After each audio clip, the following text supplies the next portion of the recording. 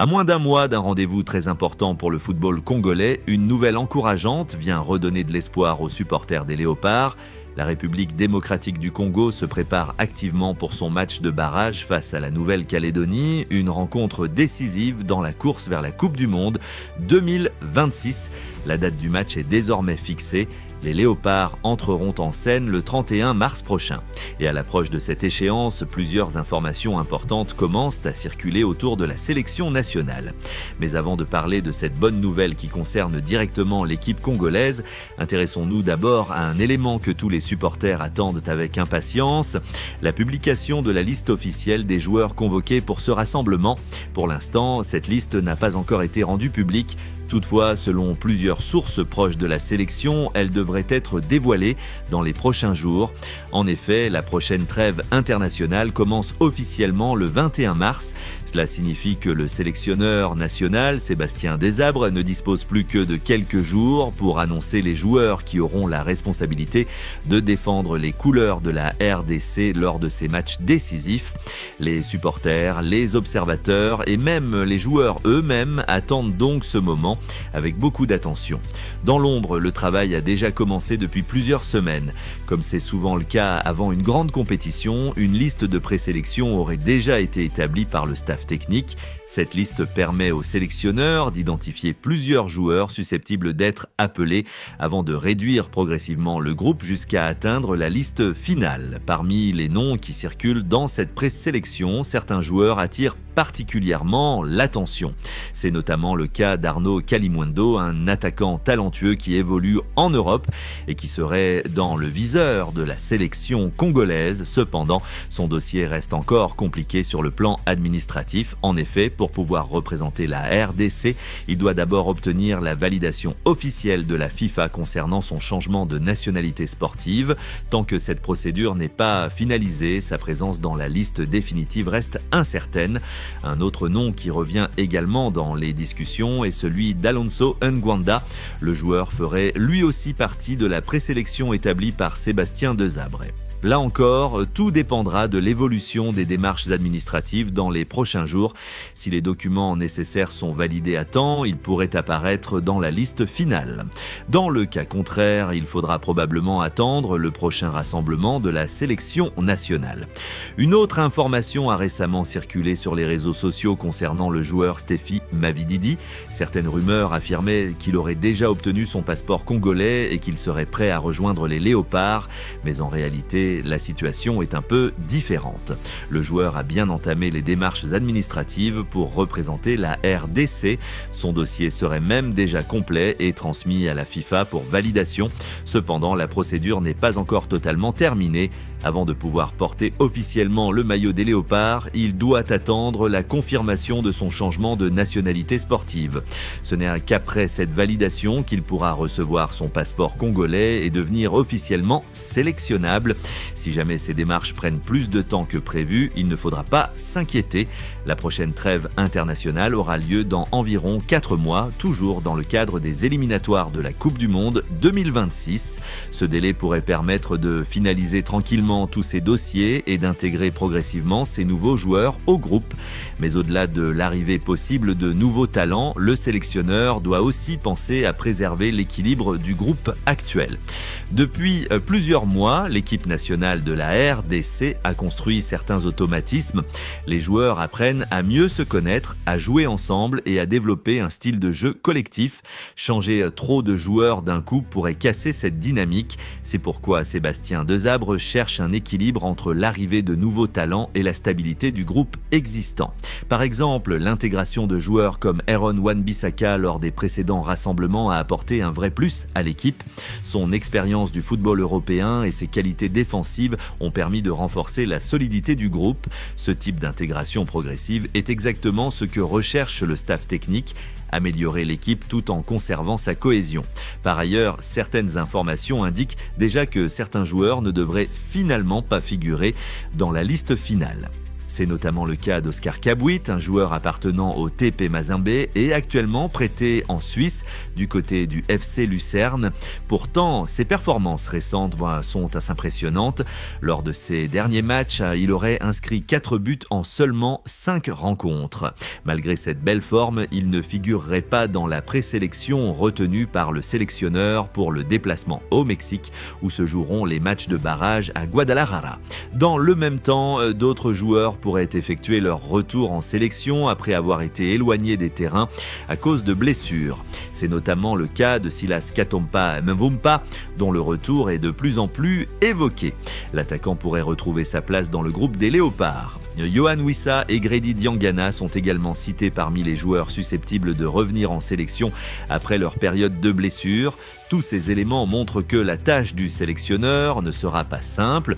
Construire une liste finale de seulement 23 joueurs parmi autant de talents disponibles représente un véritable casse-tête. Chaque choix devra être mûrement réfléchi car ces matchs de barrage sont extrêmement importants pour l'avenir du football congolais.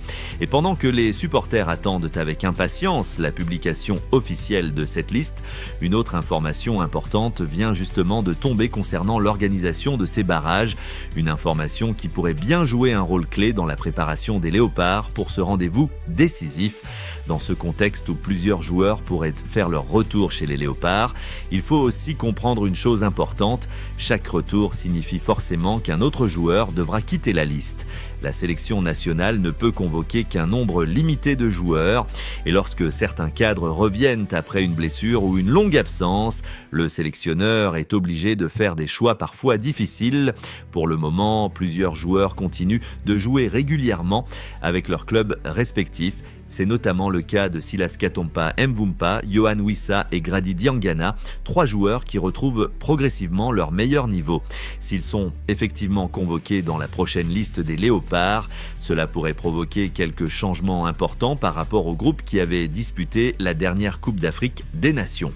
Dans ce genre de situation, le sélectionneur doit analyser plusieurs éléments, la forme actuelle des joueurs, leur temps de jeu en club, leur capacité à s'intégrer dans le système de l'équipe, mais aussi leur état physique. Et sur ce point précis, certains joueurs pourraient malheureusement être pénalisés. C'est par exemple le cas de Michael Ange Balikwisha, le joueur qui faisait partie du groupe lors de la dernière Coupe d'Afrique des Nations, traverse actuellement une période compliquée en club. Depuis la CAN, il n'a quasiment pas joué, il n'aurait disputé qu'un seul match avec le Celtic Glasgow et encore, son temps de jeu reste très limité. La situation devient même inquiétante pour lui car il serait actuellement écarté du groupe principal de son club. Dans le jargon du football, on parle parfois d'un joueur placé dans le loft, c'est-à-dire un joueur qui s'entraîne à part et qui ne fait plus vraiment partie des plans sportifs de l'équipe. Pourtant, il avait rejoint le club récemment durant le dernier mercato estival, mais faute de temps de jeu et de continuité, ses chances de figurer dans la prochaine liste de la RDC semblent aujourd'hui réduites. Si les retours de Yohan Wissa, Silas Katompa Mvumpa et Grady Diangana se confirment, il faudra logiquement libérer plusieurs places dans la liste. Le sélectionneur devra donc faire sortir au moins 3 joueurs par rapport au groupe qui avait disputé la dernière CAN. Au-delà du cas de Balikwisha, d'autres interrogations se posent également. Par exemple, la place de Gaël Kakuta pourrait être discutée. Le milieu offensif a longtemps été un joueur important pour la sélection congolaise grâce à son expérience et sa qualité technique, mais aujourd'hui, avec l'émergence de nouveaux profils plus dynamiques, certains observateurs pensent que Grady Diangana pourrait occuper ce rôle offensif dans l'équipe. La question se pose aussi en attaque. Si Silas Katompa Mvumpa revient dans le groupe, cela pourrait changer l'équilibre de la ligne offensive. Le sélectionneur devra alors décider quel joueur laisser sur le banc, voire retirer complètement de la liste. Des noms comme Fiston Mayel, Cédric Bakambu ou encore Samuel Essand pourraient être concernés par cette concurrence très forte en attaque. C'est justement là que le travail du sélectionneur devient particulièrement délicat. Sébastien Desabre doit composer une liste de seulement 23 joueurs alors que plusieurs dizaines de footballeurs congolais évoluent aujourd'hui à un bon niveau en Europe et ailleurs. Chaque décision peut susciter des débats parmi les supporters et les observateurs du football congolais. Pour l'instant, la seule chose certaine, c'est que la publication de cette liste approche rapidement. La trêve internationale débutera le 21 mars, ce qui signifie que la liste devrait être dévoilée dans très peu de temps. On parle de quelques jours seulement, peut-être même d'une semaine au maximum. Dès que cette liste sera publiée, nous aurons enfin une vision plus claire du groupe qui représentera la RDC. Lors de ces matchs de barrage, nous saurons quels joueurs feront leur retour, quels nouveaux visages apparaîtront, mais aussi quels joueurs devront attendre leur prochaine chance. Mais pendant que la sélection nationale se prépare pour ces échéances sportives importantes, un autre sujet agite également le football congolais, l'avenir de la Fédération congolaise de Football Association, la FECOFA. En effet, plusieurs candidats ont déjà annoncé leur intention de briguer la présidence de cette institution qui dirige le football en République démocratique du Congo. Parmi eux, on retrouve Aziz Makukula, ancien ambassadeur de la FECOFA. Il a officiellement déposé sa candidature et souhaite désormais prendre la tête de la fédération afin de participer à la reconstruction et au développement du football congolais. Un autre candidat bien connu dans le milieu du football congolais s'est également lancé dans la course, Jean-Claude Ngoy Kassanji. L'ancien président du club SM Sanga Balend s'était fait remarquer à l'époque où son équipe réalisait de très belles performances sur la scène nationale. Aujourd'hui, il ambitionne de franchir une nouvelle étape en prenant la direction de toute la fédération. Par ailleurs, un autre nom circule également, celui de Véron Mozengo Omba, actuel secrétaire général de la Confédération africaine de football. Selon certaines informations, il pourrait lui aussi se porter candidat. Son arrivée à Kinshasa est attendue dans les prochains jours afin de déposer officiellement son dossier. Toutefois, à l'heure actuelle, cette candidature n'est pas encore confirmée, mais la présidence de la FECOFA n'est pas le seul poste concerné par ces élections. D'autres structures importantes du football congolais sont également en jeu, c'est notamment le cas de la Ligue nationale de football, où plusieurs personnalités souhaitent occuper des fonctions importantes. Par exemple, l'ancien international congolais Trésor Lomana Loualoua s'intéresse à un poste dans l'administration du football congolais. De son côté, Zéphirin Kaninda, qui occupe déjà certaines responsabilités, souhaite poursuivre son travail et se présente pour un nouveau mandat. Dans le football féminin aussi, les choses bougent. Arlette Bavula a annoncé sa candidature pour diriger la Ligue du football féminin en RDC. Cela montre que ces élections concernent l'ensemble de la structure du football national, pas seulement l'équipe masculine. Ces élections sont prévues pour le mois d'avril, ce qui signifie que le football congolais entre dans une période très importante sur le plan administratif et politique. Dans les prochaines semaines, nous aurons donc une idée plus précise des différents candidats et des projets qu'ils proposent pour l'avenir du football en République démocratique du Congo. Et pendant que ces discussions se poursuivent, dans les coulisses de la fédération, l'attention des supporters reste toujours tournée vers le terrain, vers cette rencontre capitale qui attend les Léopards et vers cette bonne nouvelle qui vient justement d'être confirmée concernant la RDC dans la course vers la Coupe du Monde. Pendant que les discussions se poursuivent autour des élections à la Fédération congolaise de Football Association, beaucoup d'observateurs pensent que cette fois-ci pourrait être la bonne. Dans les prochaines semaines, le football congolais devrait enfin connaître l'identité du nouveau président de la Fédération congolaise de Football Association, plus connu sous le nom de FECOFA. En même temps, plusieurs autres postes importants seront également attribués. Cette nouvelle direction aura la lourde responsabilité d'organiser et de développer le football en République démocratique du Congo dans les années à venir, mais pendant que ces enjeux administratifs se préparent en coulisses, les regards des supporters restent surtout tournés vers le terrain. Car l'actualité la plus importante concerne bien évidemment les Léopards de la RDC et leur objectif majeur: se qualifier pour la prochaine Coupe du Monde de la FIFA 2026. Et justement, une très bonne nouvelle vient d'arriver du côté de la FIFA. Une décision très attendue a enfin été confirmée, mettant fin à plusieurs semaines d'incertitude autour de la qualification de la République démocratique du Congo pour les matchs de barrage. Pour bien comprendre la situation, il faut revenir quelques mois en arrière. Lors des derniers matchs qualificatifs disputés à la fin de l'année, la RDC avait affronté deux grandes nations du football africain, le Cameroun National Football Team et le Nigeria National Football Team. Ces rencontres étaient décisives pour déterminer quelles équipes auraient le droit de continuer la course vers la la Coupe du Monde. À l'issue de ces confrontations, la RDC avait réussi à se positionner pour disputer les barrages internationaux. Mais pendant plusieurs semaines, la qualification restait encore en attente de validation officielle. La raison est simple, une contestation avait été déposée par le Nigeria auprès de la FIFA.